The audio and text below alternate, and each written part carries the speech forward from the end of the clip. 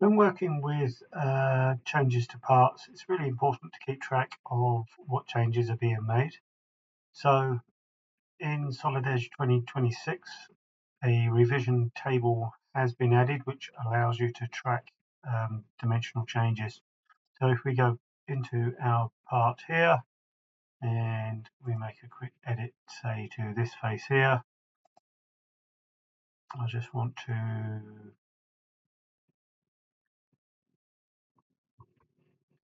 drag this face out, say about 3mm.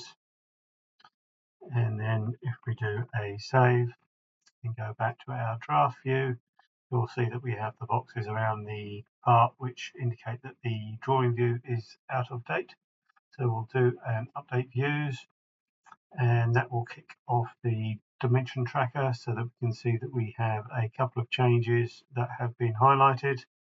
So if we just close that, then when we go into our new revision table, you'll see that if we go into options, we can add dimension tracker information, and we can append that to the current rows, or we can create a new revision.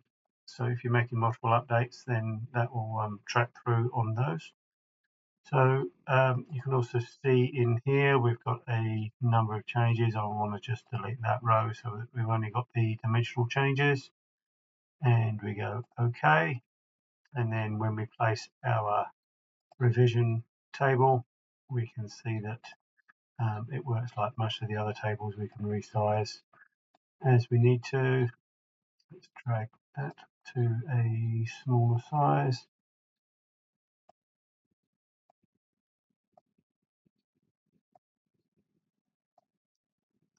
And from here we can also add dimensions. So we've got the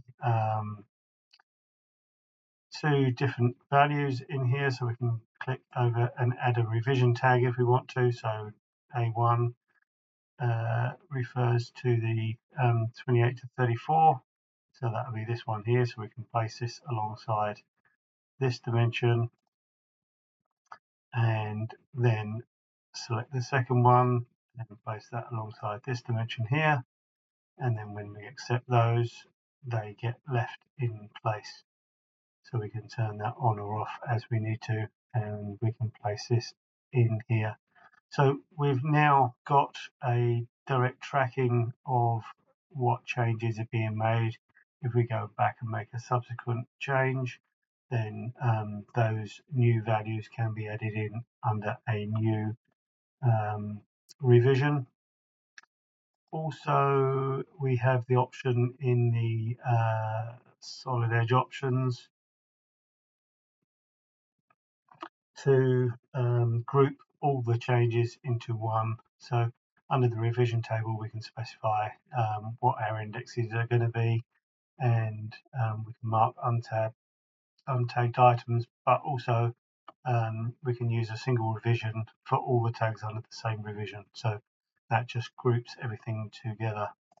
So hopefully that gives you an idea of what we can do with the revision table, and gives you a very good way of tracking what changes are being made.